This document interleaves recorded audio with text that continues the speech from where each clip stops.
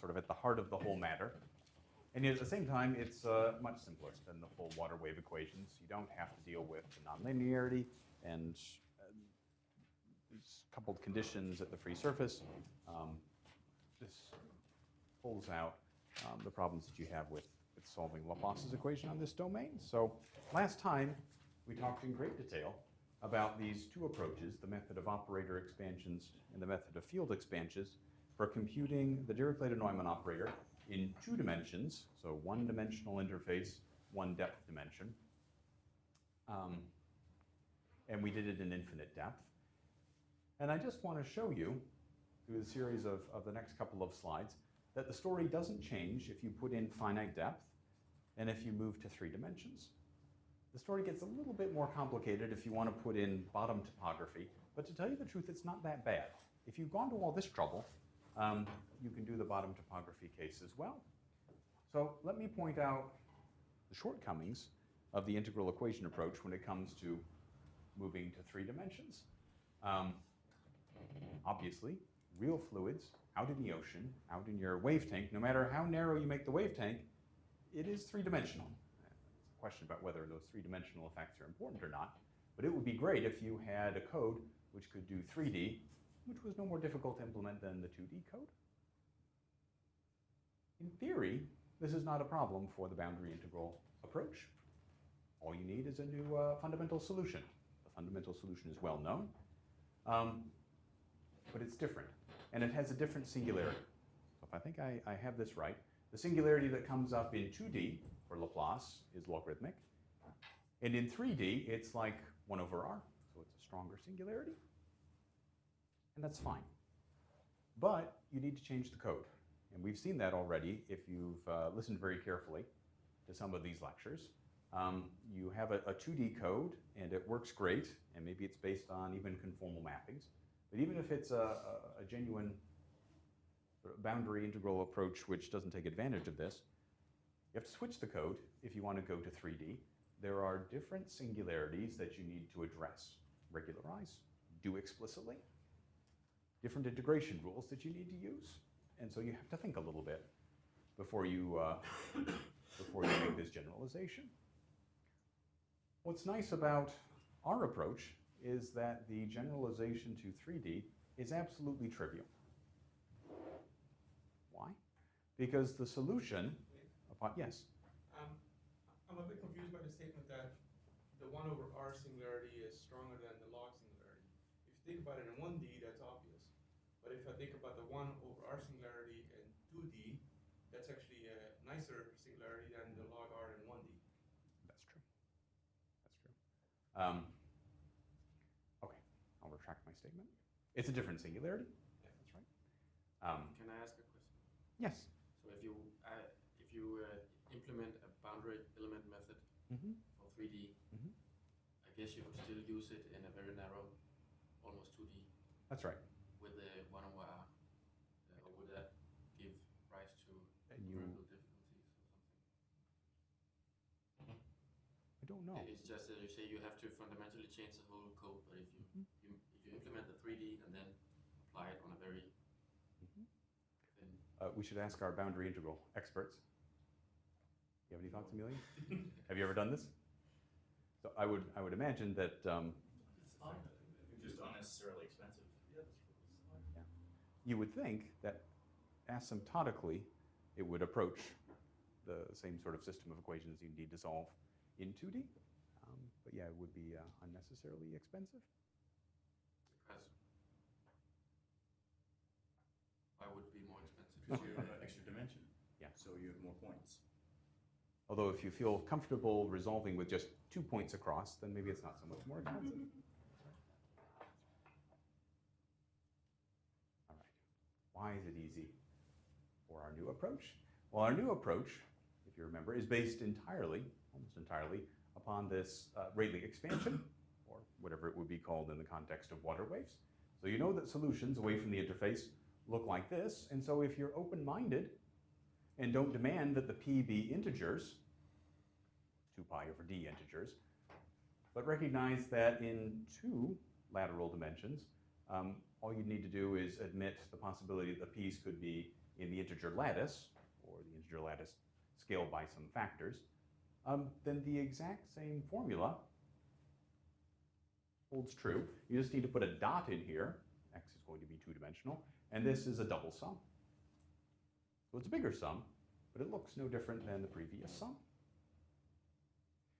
Now, many times in water waves, it is disadvantageous, not advantageous, to be restricted to the periodic problem, because people want to study, say, solitary waves, and so you have to send the period off to infinity, and then your method becomes rather inefficient. However, sometimes the physics of the problem demand periodicity, and if that's the case, here the periodicity is built in, whereas with an integral equation approach, now you have to periodize the Green's function, which is an extra level of complication, an extra level of discretization. You have to somehow put all of these periods in, and it's not easy to do. Although John, yesterday, told us how to do it. All right, so I just want to show you how easy things are in 3D.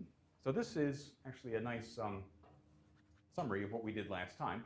These are exact same notes that I gave before, except now you just need to understand X to be two-dimensional and P to be two-dimensional. So what's the field expansions approach?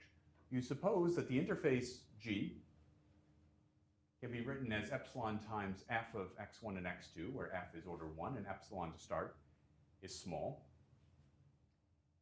And then you postulate, which you can verify a posteriori, that the field depends analytically upon epsilon.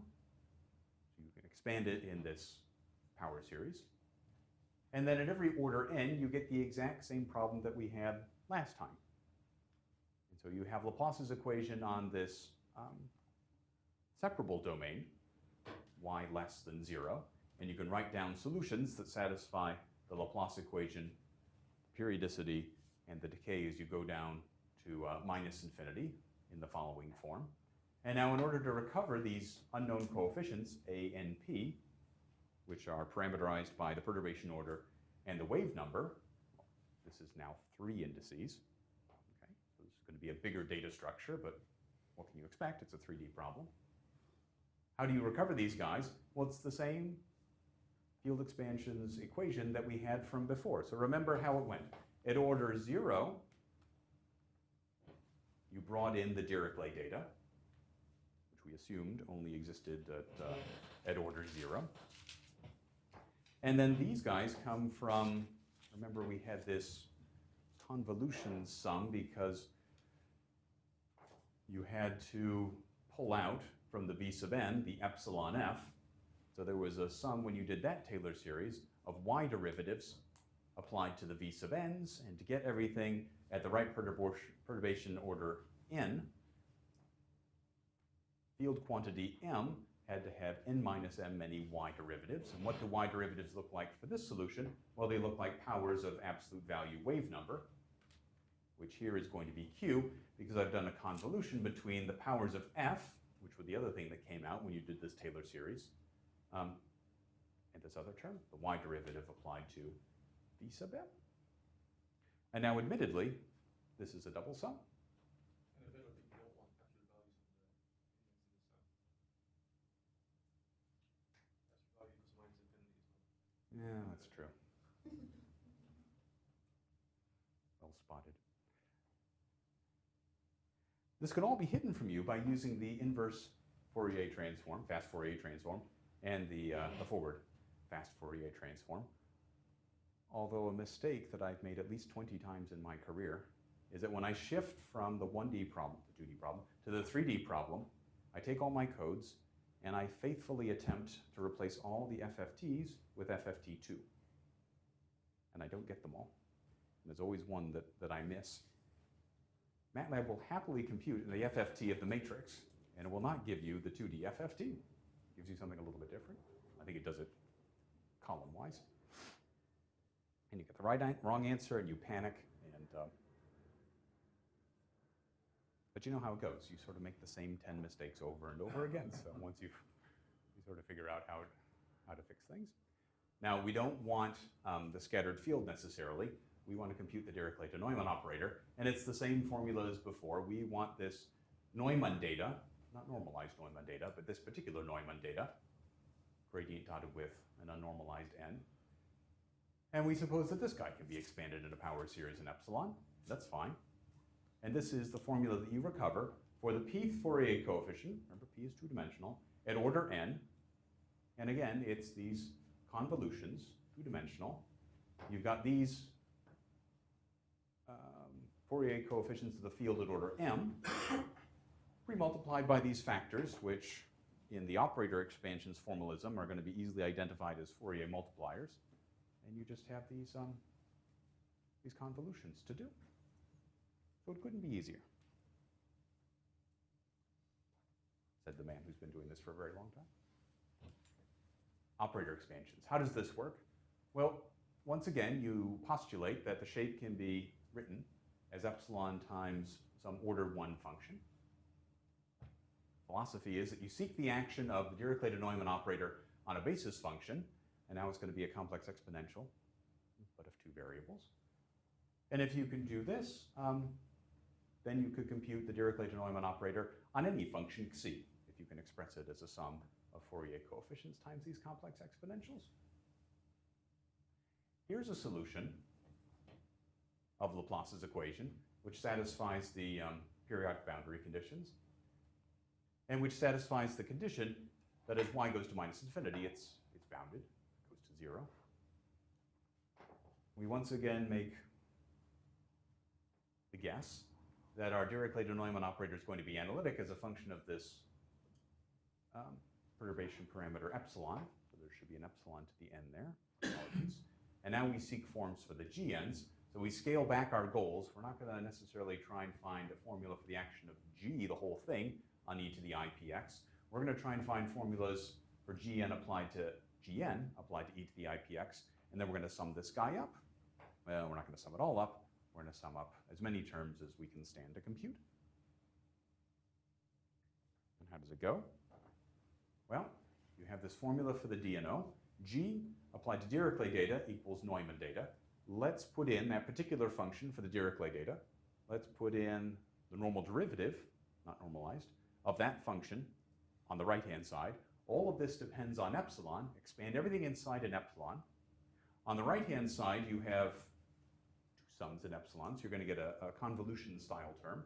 And on the right, you've got 2 terms, which only involve a single perturbation expansion each. So identifying the nth order term on the right-hand side is rather straightforward. And after identifying those 2 terms as the divergence of 1 term, right here, then the recursions become rather simple. At order n, you can find a formula for g applied to e to the ipx. And then for all the other perturbation orders below n, you can throw those guys to the right-hand side, because in theory, those guys you've already computed. And what does this mean?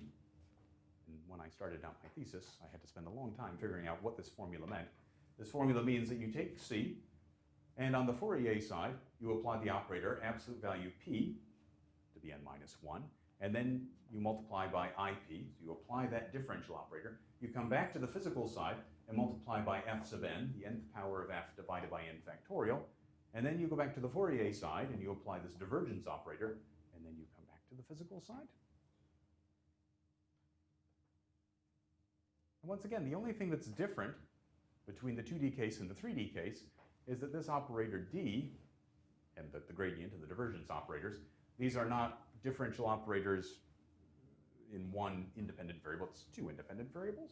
So p's are just 2 vectors, and you just take their absolute value. Once again, once you try and think about coding this up, I mean, this is one of the beauties of being someone who actually has to implement these things. If you were a theoretician and you just wrote down this formula, you think that you'd be done, and that this formula would be fine. It's when you actually go to the computer and try and code this up that you realize how problematic this formula is. And it's once again the business of how costly this is going to be. In fact, you haven't stored at every perturbation order gm applied to this guy. You store gm applied to xi.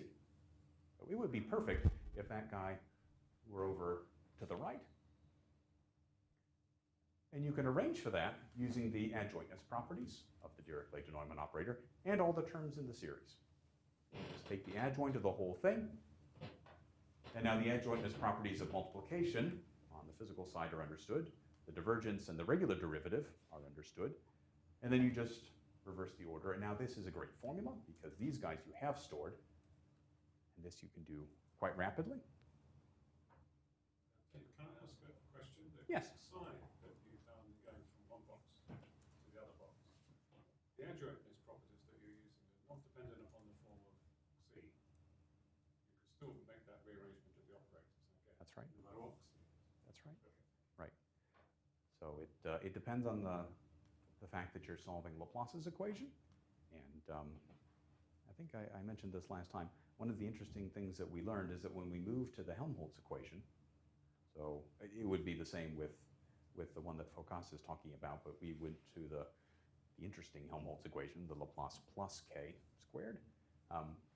The DNO associated to that is not self-adjoint.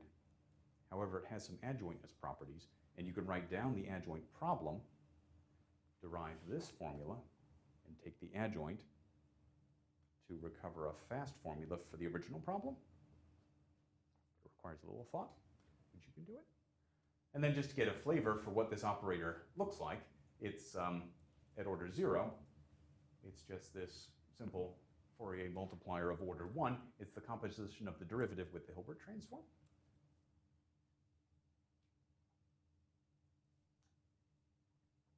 Can you do this in finite depth?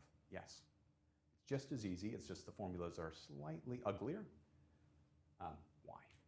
Well, in finite depth, as we all know, the one change that you make to the problem is that the y derivative of v doesn't go to 0 as y goes to minus infinity. It's that the y derivative of v at minus h, the mean depth, whatever the bottom of your domain is equal to 0.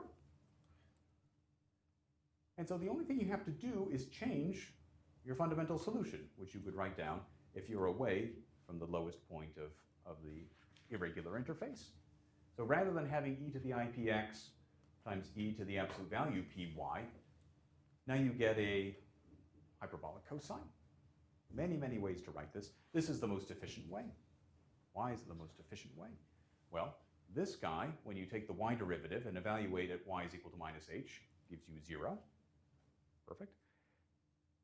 And then if you evaluate at 0, well then the hyperbolic cosines cancel. Now, in this business, we've now learned that there are going to be x derivatives and y derivatives of v sub p. And we're going to evaluate that at the flat interface. That's the whole point of the method. And so it's clear that this calculation is going to be important. An even number of derivatives applied to v sub p and then evaluated at minus h just gives you 1, including no derivatives. And then an odd number gives you our old friend, the hyperbolic tangent of hp. So we're reassured because we know that this is the sort of term that shows up in our dispersion relations. And so you can go through the whole exercise again.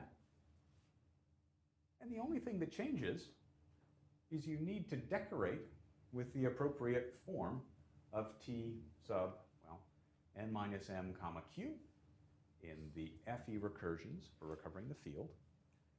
And then from those coefficients to recover the Dirichlet-de-Neumann, or the Neumann data, complete the operation of computing the Dirichlet-de-Neumann operator, it just matches the subscript, the power of absolute value q. And I suppose that should be a q down there and a q down there.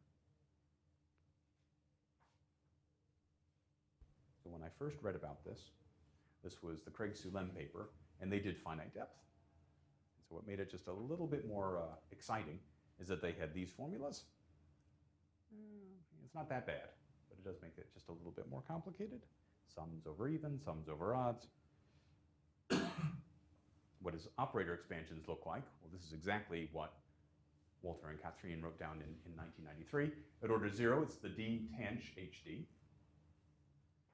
And then at higher orders, once again, after you've appealed to self-adjointness, you get a formula that just looks like this. And what do you do, for instance, here? You start with xc, and you've computed g sub m applied to xc, so you've saved that. You multiply the physical side by this particular power of f, and now you apply this Fourier multiplier, and then you sum that up.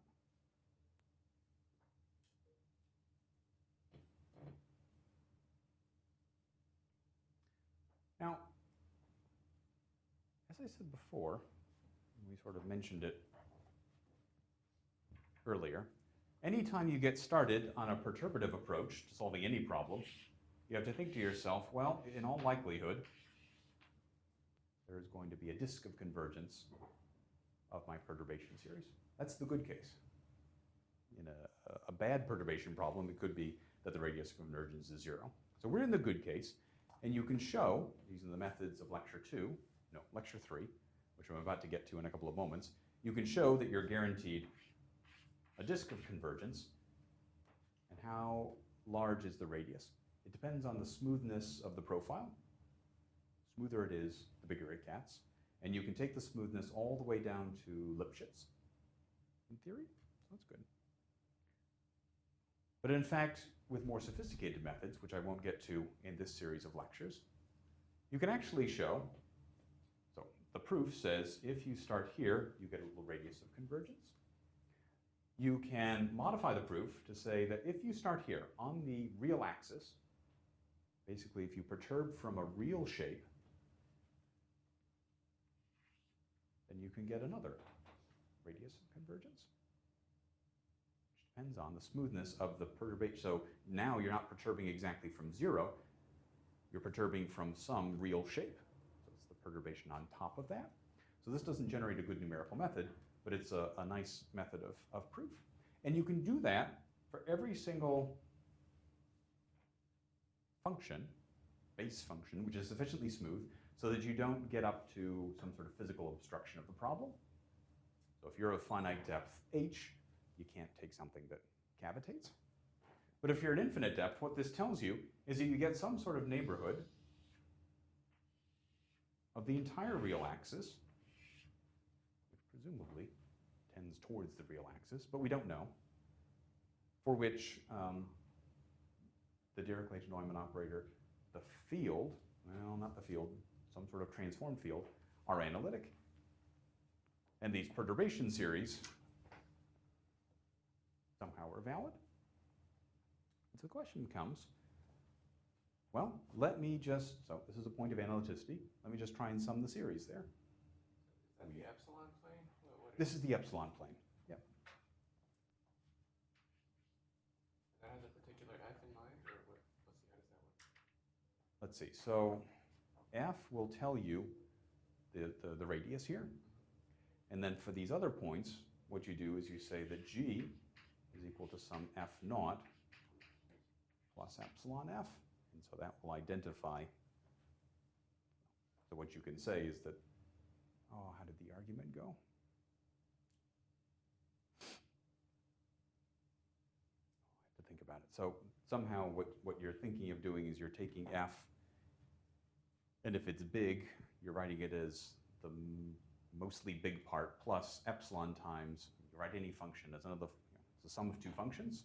So one is big, and then you say that the other part is epsilon times something small, and now can you allow epsilon to be a complex number and get a perturbation expansion? So the size of all these disks is going to depend on which f you pick, and in theory, which f naught you pick. And we've written in a couple of papers our thoughts and some of our calculations on exactly, not exactly, our ideas on how big this domain is.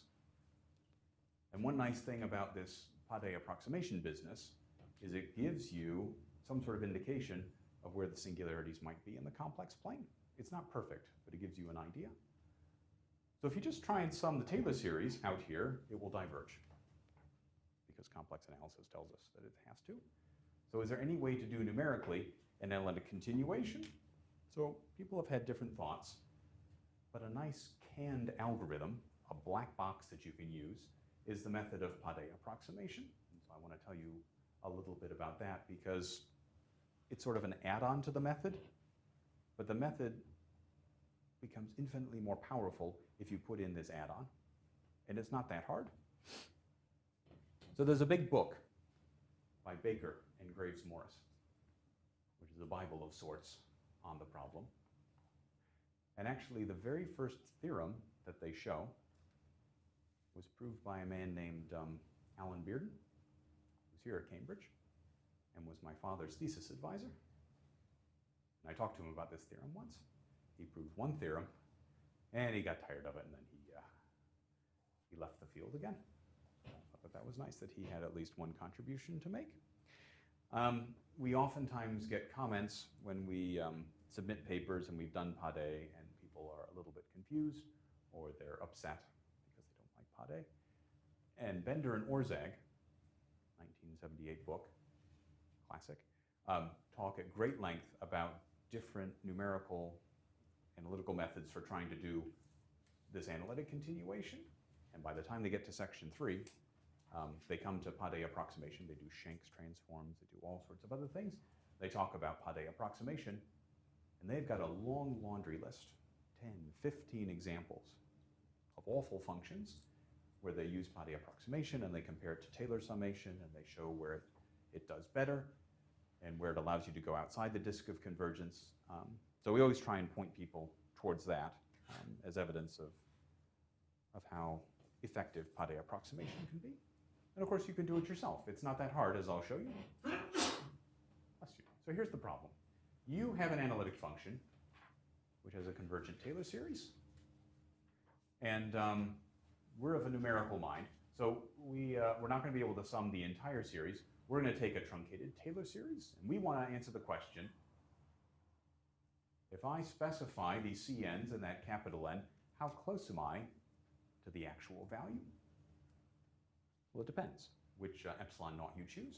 So if epsilon naught is in the disk of convergence, then the difference between C at epsilon naught and Cn of epsilon naught is k rho to the n, or rho to the n plus 1, or n minus 1, something like that.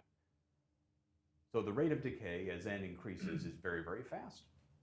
Okay, so that's good. However, as complex analysis tells us, if you're outside the disk of analyticity, then typically C capital N of epsilon naught will produce meaningless results, even if C of epsilon naught is a good number. So here was PADE's idea, or rather his advisor's idea. So I think he worked on this at the turn of the last century, in the early 1900s. And the idea is to approximate this truncated Fourier Taylor series by the quotient of two polynomials, a rational approximation. And so now you've got a fair amount of freedom. So you approximate it by a polynomial of degree L divided by a polynomial of degree M. But now your freedom becomes a little bit restricted based on what you want to do. So here was PADE's idea. Let's try and match this quotient to the truncated polynomial up to a certain order, up to an order, say, L plus M plus 1. Now this starts to tell you what are the permissible values of L and M. Well, in most treatments of this topic, you can pick either L or M to be between 0 and n, and then the other one is told for you. If I've got my, if memory serves, L plus M needs to be equal to n. Yes, that's true. And that's fine. And in fact, this theorem by Alan Bearden was all about the case where m was equal to 1. So he was able to prove something in that case. What seems most fair is if L was equal to M. It would also seem that maybe this might be the most useful case. So what's the problem with truncated Taylor series? Well, with truncated Taylor series, it's a polynomial. And so eventually, as epsilon gets big, it's going to get big. It has no choice. If L is bigger than M, then again, you'll have this quote-unquote problem. It may not be a problem, but at least you're going to have to grow to infinity if L is bigger than M. And so if you pick L is equal to M, well, then at least you have the possibility that as epsilon goes to infinity, you could be finite. You may not grow unboundedly. Yeah? The case m equals 1 is pretty natural, though. Because if you think of something that has this finite radius of convergence, generically it have one singularity on that circle, on the circle of that radius. Right. And then you're trying to capture that singularity. That's right. That's right. But if you have more singularities, then that won't be able to capture it. But you're right. Right, but when you go for higher M, I mean, more singularity, you're talking about more singularities on the circle. So then, right? I mean, I was talking about more singularities out in the complex plane, but you're right, there is going to be one singularity in general which tells you the radius of convergence. So you're right, M because equals 1 would be very useful. what is the meaning of the singularities outside of the nearest one to your expansion point? Given that your original function that you're approximating doesn't really mean anything there. Right. So it depends what you want to do with the Pade approximant. But one thing people have tried to do is try to capture branch cuts. And there you sort of see these singularities and zero structures when you see a branch cut. Well, you don't isolate singularity.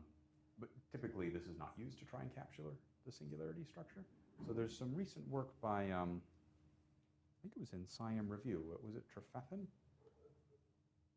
Or was it Hayam? I think it was Trefethen, who has a paper on Pade summation, and he's got a subroutine which will compute all this for you. And he's got a different approach to using these coefficients to approximate what the singularities are. And it's a nice approach. I haven't played around with it too much, and it's one of the things I like to do while I'm here.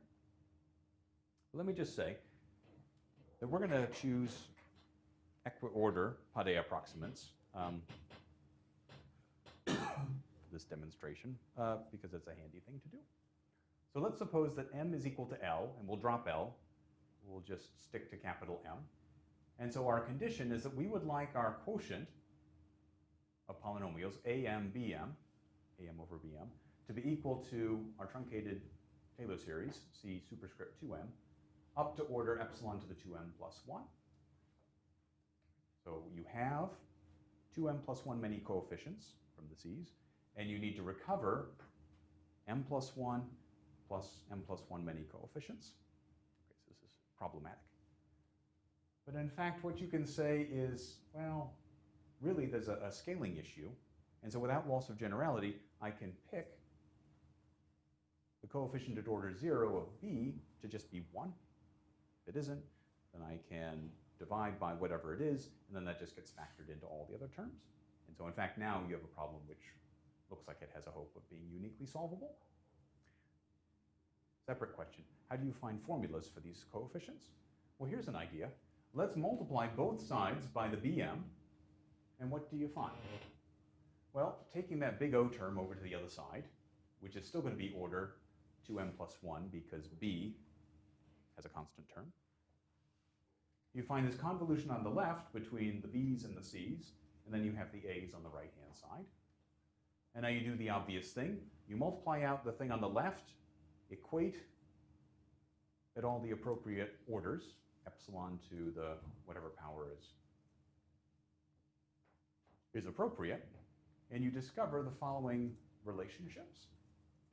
So for the first m many orders, you find that this convolution sum between the c's and the b's has to be equal to a sub m. And then for the next m plus 1 many orders, you find that that convolution has got to be equal to 0.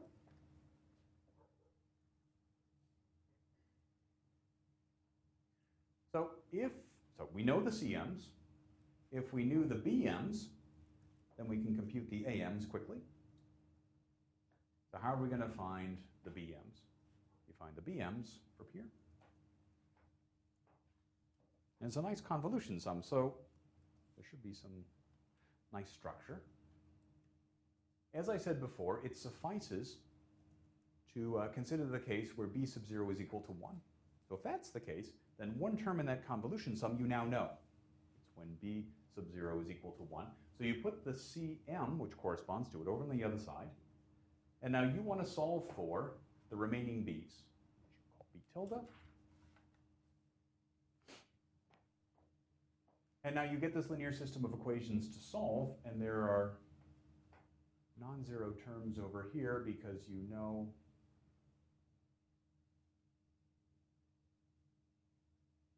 what? that has to hold true for m equal to m plus 1 all the way down to 2m. And now this is a matrix which has some attractive properties. It is circulant, right? But you can put it on a computer and you can invert it. In fact, you can invert it fast if you need to. The problem is it's not the best conditioned matrix. So Pade approximation has its faults. And in particular, this is another mistake I make many, many times, if you try and do a Pade approximation of a quadratic by the quotient of two linears, oftentimes in the water wave business, like for the speed, like the even terms in a Taylor approximation are missing, they're 0. So I believe that if you have a quadratic with just a constant term and the quadratic term and no linear term, then the Pade coefficients are not well defined, and you get a singular matrix. And so there are times you have to be careful, but in theory, this is a matrix that you can invert. And then once you have this, then you can compute the numerator coefficients, and you're off. And now one idea to getting an idea about the singularities of your expansion is to look at this and say, okay, where do I have zeros of the denominator? Those would be candidates for singularities of my expansion. But you have to take into account, you have zeros of your numerator as well. And so it could be the case that you just have the one singularity. So you can imagine, what would Pade do? Well, Pade, if it was a good algorithm, if it was a good idea, would deliver some good approximation to that one singularity, but then it would have to produce zeros of the numerator polynomial, which would match the other zeros of the denominator. And so what you typically do in this business is you plot the denominator zeros, some sort of approximation, I mean, it's a polynomial, so it's a hard problem, as x's, and then you put o's for the numerator zeros. And what you find, if you had just the one singularity, is you'd have one x sitting all by itself, and then you'd have a bunch of x's with zeros or o's on top of all those. We're not going to do that. We just want to see, can this help us in our approximation of Dirichlet-Neumann operators? So here's our simulation from before. It's the same profile, e to the cosine x, a good function, which is analytic, 2 pi periodic, and all of its derivatives are 2 pi periodic, on the domain from 0 to 2 pi. But now we're making the deformation much, much larger. And so it could be that this is a deformation which is now outside the disk of convergence. Or, I'll have to say, this is something that Bender and Orszag also talk about, even well inside the disk of convergence, Taylor summation will converge, but Pade will be better for some reason. Order of magnitude, sometimes 2 orders of magnitude better. It's all part of the magic of Pade. Pade did this to approximate the exponential function. You can work out elegant formulas for all the different Pade approximates of the exponential. So it's a bigger deformation, so I took more grid points to try and resolve this. I stuck with 16 perturbation orders, and now a funny thing happens. For a while, field expansions is doing very, very well on a log linear plot. It's going down, looks like exponentially fast, and then something bad happens, and it starts to diverge. And in fact, this is not because you're outside the disk of convergence, I don't think. It's because of a slight numerical instability, which is exacerbated by the fact that you're near, I think, the disk of convergence. And OE has the same problem. We've typically found that the problem is worse for operator expansions than field expansions, in that these curves match up to here, and then usually FE goes down a little bit and then goes off. But that's not a blanket statement. You can make field expansions be bad as well. If you simply supplement the field expansions and operator expansions approaches with Pade approximation, then you can do much, much better. And so here you start to see some of the good and the bad of Pade approximation. It can produce answers that are a little bit worse because of the conditioning of that matrix that you need to invert. And then it can produce answers that are exactly the same. And then it can produce answers that are much, much better. And it can produce answers that are much, much better than you could ever have produced using, say, so this is FE with Taylor summation, and this is FE with Pade summation. I should have made this color. And look, not only is FE with Pade much more stable, and it never really blows up, but it also allows you to get more digits of accuracy than you ever could have gotten without Pade summation. So as I said, it's an add-on that I highly recommend, and it helps even in this transformed approach, which I'm going to talk about now in a few minutes. It enhances the stability of that as well. Okay. Can FE and OE be identical in exact arithmetic?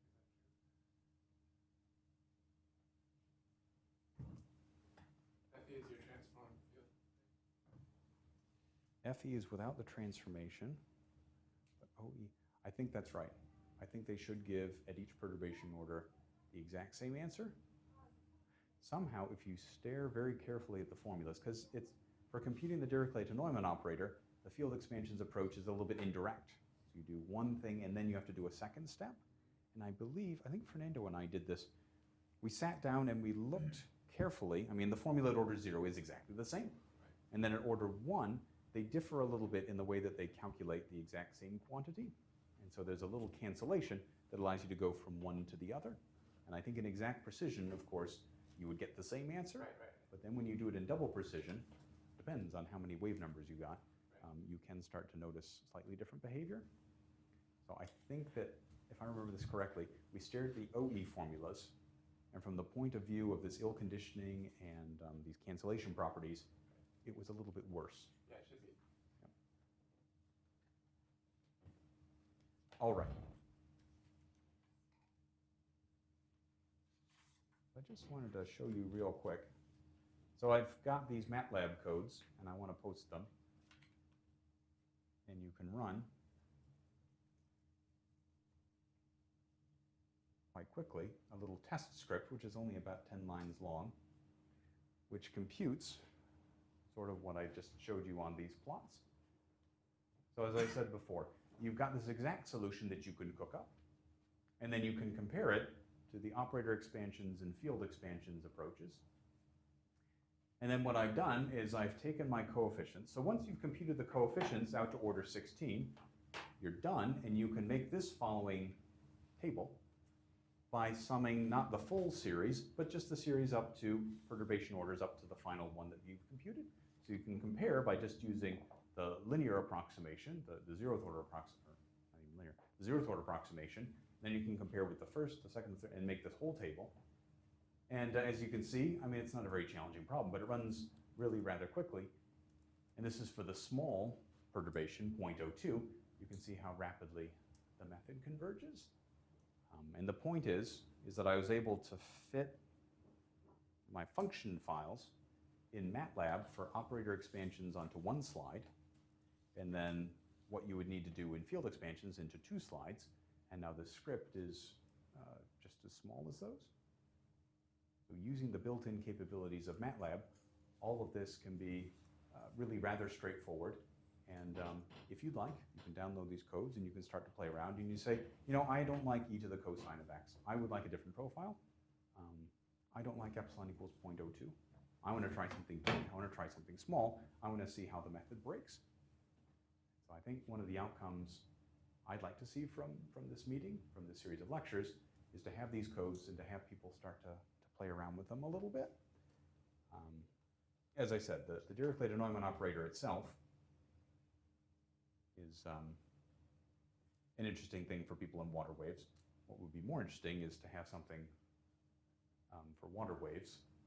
And it's not that much more complicated, it can't be quite that short. So I think this is the case when epsilon is equal to 0.2. This is going through and it's producing all the different plots for OE and FE, using Taylor, using Pade, and this was the picture that I just made and showed for you in slide number 45. And so again, you could reproduce this with a different profile and with different parameters. See if you can reproduce the pictures that we made in our papers, and then make fun of us later that we somehow have a bug. All right, let me move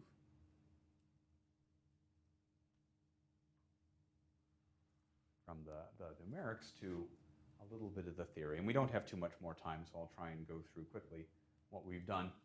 The paper that really got this whole business started is by Koifman and Meyer in 1985.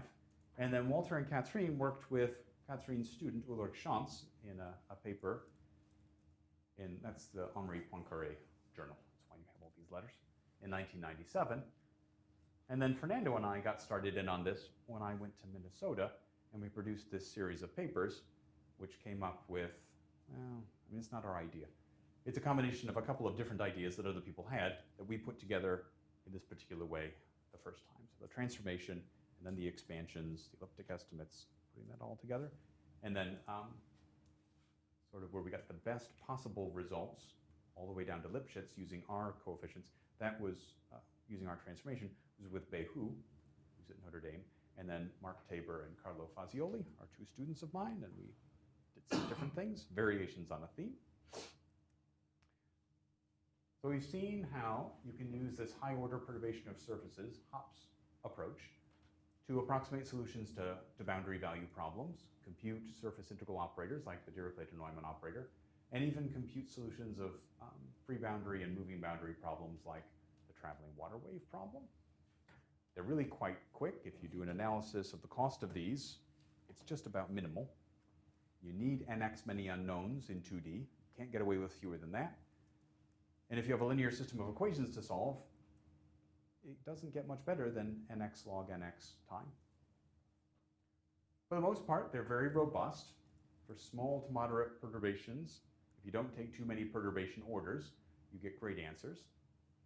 And really, it's rather simple to implement, I think. But all the schemes are based upon analyticity of certain quantities, the field, the Dirichlet-Neumann operator, so on and so forth. So let me just glide through a first attempt at proving the analyticity of these expansions, and this is actually what Fernando was thinking about when I came to Minnesota. So let's think about the field expansions approach. Let's go back to the 2D problem in infinite depth, and we want to specify Dirichlet data, can live in some sort of Sobolev space, and we would like to produce Neumann data, or no, not even that problem. We just want to solve the Dirichlet problem.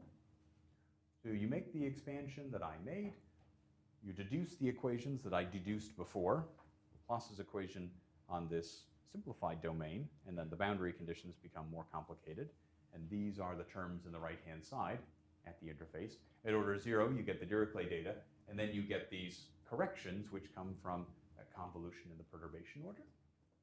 And so the question is, it'd be handy if we could establish analytically, directly from these recursions, the analyticity of V.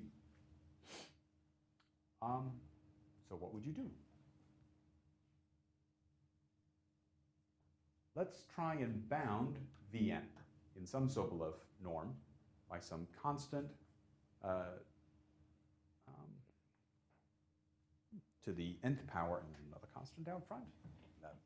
The constant and the power, that would tell us what the radius of convergence would be. Vn solves Laplace's equation with these boundary conditions. And so classical elliptic theory, goes back over half a century, tells us that you can estimate the solution of Laplace's equation in terms of, well, the right-hand side was 0, and the boundary data in some well-known way. You can estimate V sub n in terms of a constant times this Dirichlet data at the top. That's the only non-trivial data. And you have to count correctly. Let's suppose that Vn is in H2, then Q, you have to go to the trace inequality. If you're working in L2-based Sobolev spaces, that guy needs to live in H3 halves, if I'm counting correctly. Well, that's fine. We'll make it as big as we need to make it. Okay, so you put in Qn to that Y norm, and there it is. And all I really know how to do is use the triangle inequality. which unfortunately does the following destructive thing. It turns that minus sign into a plus sign. That's all you can do. Although maybe you're more clever than I am, and you can come up with a good way of keeping all those cancellations around. Well, here's what you can show, and I want to go through this quickly, but it's a nice calculation. Here are the actual FE formulas. And now if you put in, as the profile, the simplest possible thing you can imagine, cosine of x, well, 2 cosine of x, so the Fourier coefficients are plus and minus 1. And let's make the Dirichlet data 2 cosine of x as well. Here, you can actually work out by hand what the solutions are going to be. And so it sort of shakes out this way. If this is perturbation order n,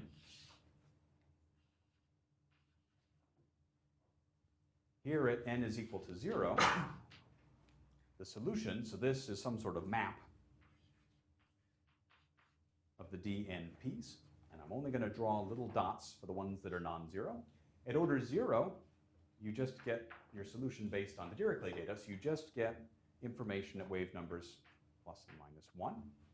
And now as you go through all the subsequent perturbation orders, all that happens is you widen your bandwidth, because you do these multiplications by powers of f. At order 2, you get wave numbers minus 2 and 0 and 2. In fact, the information at order 1 goes away. And what we did is we followed that leading edge of non-zero Fourier coefficients at every perturbation order. And what's handy is that the nth power of f, you can work out what the Fourier, it's just 1 at Fourier mode n, and a minus n, and you do need to divide by n factorial. So those coefficients, f sub n, all the way out to the edge, they're very, very small. Yeah, but it seems like the band-limited case is somehow very special, though, because those giant powers of derivatives don't hurt you as much as they should. The point is that even in this special case, it doesn't work. Oh, okay. A convergence proof fails. It was sad. You can write down a set of recursions for that n plus 1th coefficient in terms of the other ones. It only involves guys along here. And that's what it is. And Fernando and Avner Friedman, his advisor, had worked on a similar problem where they ran into the exact same problem. They showed rigorously that that guy converges for epsilon sufficiently small, 1 over e. However, if you consider a majorizing sequence which imitates what we've done with the triangle inequality, change that to a plus, you can actually show that this guy diverges for all epsilon strictly positive. So this does not show that the set of FE recurrences does not converge. However, it does show that your simple-minded application of elliptic theory and the triangle inequality is going to produce for you a bound which is useless. And Fernando thought about this for a long time. This is not turning out well.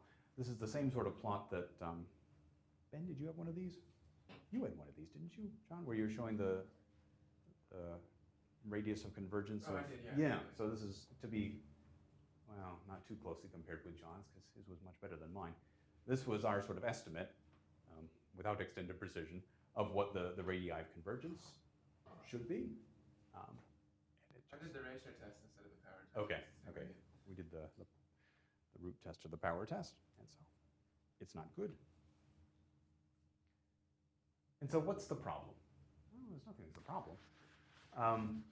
But there is something a little bit fishy going on with these classical schemes, and that is very much the thought experiment that we had towards the start of last time. What are you doing? Doing these perturbation expansions about 0, when sometimes 0 is inside the domain, and sometimes it's outside the domain? Well, I don't know what we're doing. The engineers never complain, they just do it. And you get good answers for the most part. So an idea that Avner and Fernando had was to say, okay, how do you get out of this conundrum? Well, you do a mapping, and there's many mappings at your disposal. But let's do the mapping that Ben talked about last time. Let's do a mapping that's going to be amenable to both 2 and 3 dimensions. And the point is that we want to map this deformed geometry to a fixed or a flat geometry, a friendly geometry. Let's map from a domain which, in the water wave context, is going to be moving to one that's fixed. Now, when we take our differentiations, all those guys are going to take place within the problem domain. So this should be much better. And in fact, it gives you a very nice, straightforward analyticity proof, if you aren't too demanding about the smoothness of the interface. And it gives you what I think is a very nice, stable, beautiful numerical method for computing Dirichlet-Neumann operators, with one flaw, is it's a little bit slower. Let me say that the proofs before this of analyticity of the Dirichlet-Neumann operator always involved reformulations in terms of boundary integrals, and it's a subtle business, doing these estimates just right. So what do? We want to put in this transparent boundary that Ben put in last time. It's a domain decomposition. You sort of arbitrarily pick some point below, or some plane below the interface, and you break it up into 2 problems. You can solve this problem explicitly, provided you have Dirichlet data, and you can produce Neumann data. It's the Dirichlet-Neumann problem all over again. And in order to guarantee that you have the same solution as if you hadn't put this artificial boundary in between, you need to match the value of the function and its normal derivative. If you can do that, then you can restate the problem on a much, much smaller domain at the cost of this strange operator. This is where this operator comes up in electromagnetics and acoustics for the most part. So it's S for Steklov-Poincare operator. So this is a domain decomposition that people in this field are very familiar with. And so here's the beauty for a number of reasons. Now you've taken a domain which could potentially be very, very large, and you can make it very small. You can take a domain which is infinite and make it finite. Now you can imagine discretizing this. And we wrote a paper once where we tested the limit of this idea. How close can you make this to this interface? And in fact, you can push it, and you can get good numerical results, good, 10 to the minus 6, even if you push it above where the interface would be in the untransformed coordinates. Okay, so you put this guy in, and then you do this mapping, and then you can ask yourself, how small can you make B? Okay, so what does the S look like? Well, in infinite depth, it just looks like this Dirichlet-Neumann operator that we had at the surface. It's just how it all shakes out. Derivative composed with the Hilbert transform. So now we make this change of variables. You keep the x's the same, and then you map y's to y primes, and it does exactly what Ben claimed last time. It takes minus b to g to minus b to 0. Here's the inverse transform. And now we're going to find equations for the transformed field. Using the transformed field, we're going to produce the same Dirichlet-Neumann operator. And now all the theorems are about the transformed field and the Dirichlet-Neumann operator. So here's your change of variables, which you can all do very easily. But there's one thing that I want to point out, and it's a question that I had at tea yesterday from John. There's an expression for how d by dx changes into the new derivatives. It turns out to be advantageous to take this rule and just multiply it by b minus g, so that you get this formula for how the derivatives change. So it's getting a little bit complicated. And so what you do is you start assigning names to b plus g, you call that m, and then whatever that mess is, you call it capital N. This is one of the things that Mark Tabor, in our joint work.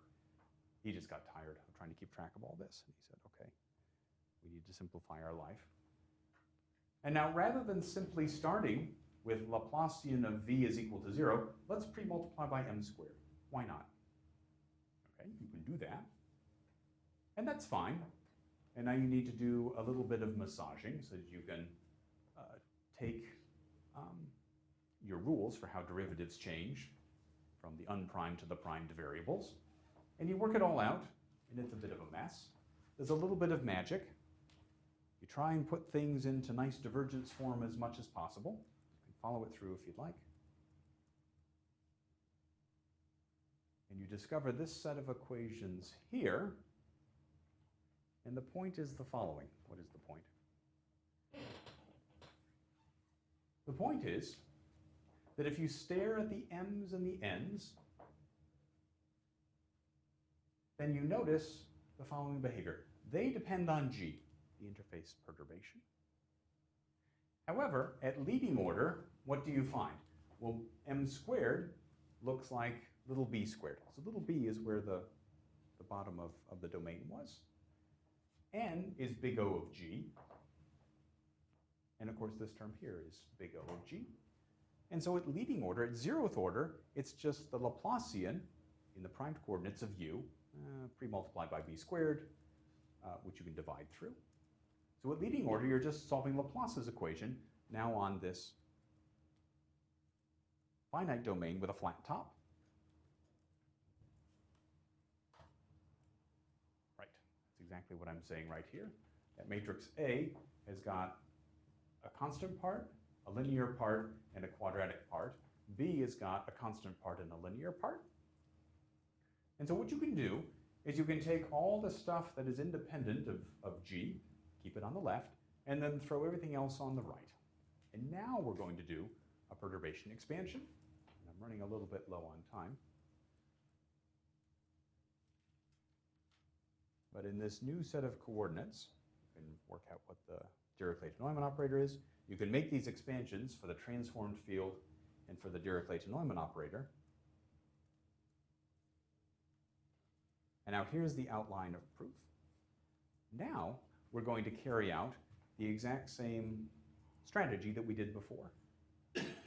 You take your elliptic problem, which is now inhomogeneous, and you apply classical elliptic theory to it, Radzyzhenskaya, etc.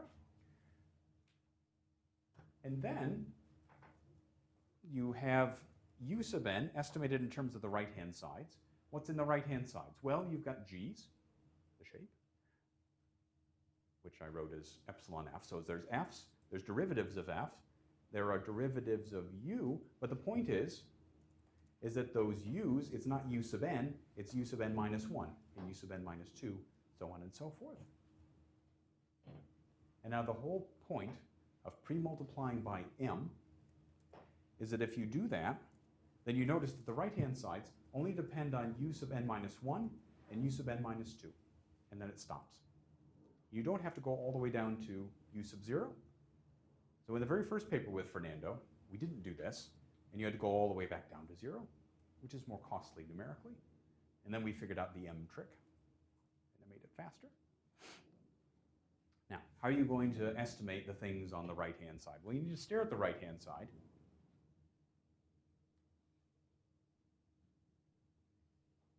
Boy.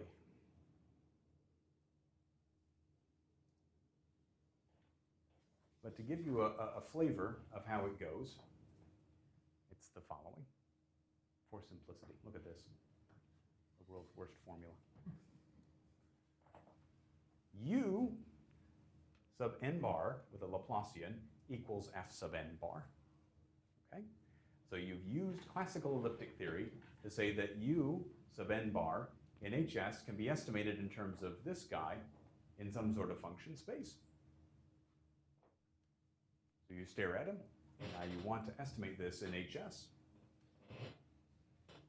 So you go ahead and you say, okay, this term right here, which is one of the terms among many, well, to get rid of the divergence, we can go up by one Sobolev index. And now you're staring at this guy, and what's in A1? Well, A1 has got 4 terms. Let's just focus on the guy in the upper left corner of A. Remember, A was a 2 by 2 matrix. So what's in that? Well, there is an F. And so you need to be able to estimate F's in d by dx F's multiplied by these functions u with some subscript, n bar minus 1, for instance. For that, you need some sort of algebra property. You need some sort of property telling you how, if you have the product of a Holder function with some function in a Sobolev space, how can you pull these guys out? Well, you can arrange this with some constant, which depends on s, provided that s is sufficiently smooth. So this is where the smoothness really comes in. And then you can make this estimate. You've still got another derivative. So you can go all the way down to s plus 2. I think there needs to be an s plus 2 there on the left-hand side. And now the idea is that you're working by induction. You have estimated all of these UMs from 0 up to n minus 1 already. And you've got good estimates in terms of powers of b, which are less than b to the n bar. And so if you pick b sufficiently big, which is based upon the size of these constants, then you can continue to turn the crank and get estimates on un bar in terms of some constant b to the n bar. And you can do this because you have a nice sum over here, and then f's and d by dx f's are the only things that appear. There are no high order derivatives. There's no d by dy to the n minus m that ever appears in these equations. And so that's what allows the whole machine to operate. So I'm well over. So why don't I stop there, and Ben will tell us a little bit more tomorrow about stability.